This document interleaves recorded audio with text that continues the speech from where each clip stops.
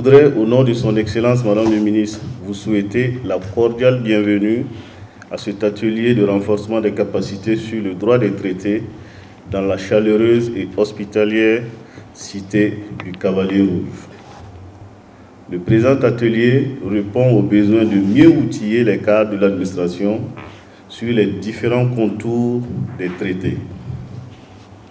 Il s'agira, entre autres, d'échanger avec les participants sur la théorie générale des traités,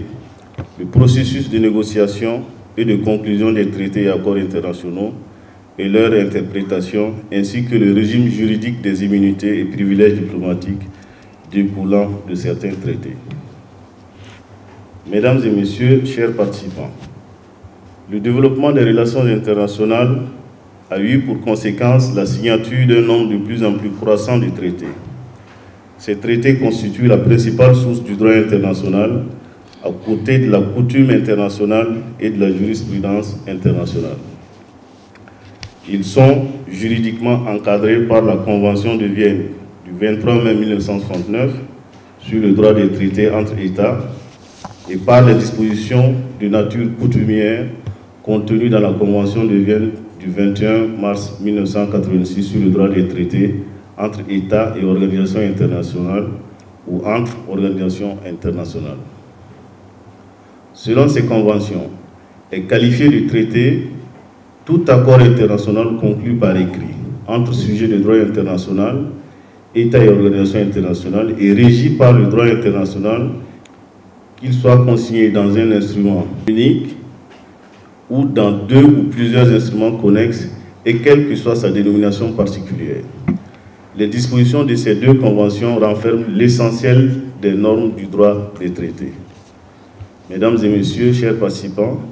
les activités liées au processus de négociation et de signature des traités et accords internationaux occupent une place importante dans la vie des ministères et institutions de notre pays. Il en est ainsi davantage pour le ministère en charge des Affaires étrangères qui assure le leadership dans la négociation, la conclusion, l'interprétation et le suivi de leur mise en œuvre. À ce titre, il a pour mission, entre autres, de s'assurer de la qualité des traités auxquels notre pays pourrait être partie, de s'assurer du respect des procédures internes requises pour l'adhésion au traité et l'introduction de ceux-ci dans l'ordonnancement juridique interne. Toutes ces tâches requièrent une bonne connaissance des règles et une maîtrise des pratiques relatives au traité afin de mieux défendre les intérêts du Burkina Faso. Mesdames et messieurs, chers participants, votre mobilisation pour cet atelier traduit, à mon sens, votre intérêt et votre engagement personnel et celui de vos structures à œuvrer aux côtés du ministère en charge des Affaires étrangères pour que le Burkina Faso puisse toujours tirer le meilleur profit des accords internationaux auxquels il souscrit. C'est pourquoi je ne doute point qu'au sortir de cette formation,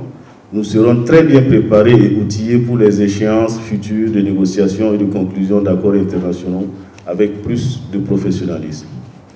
Cet atelier,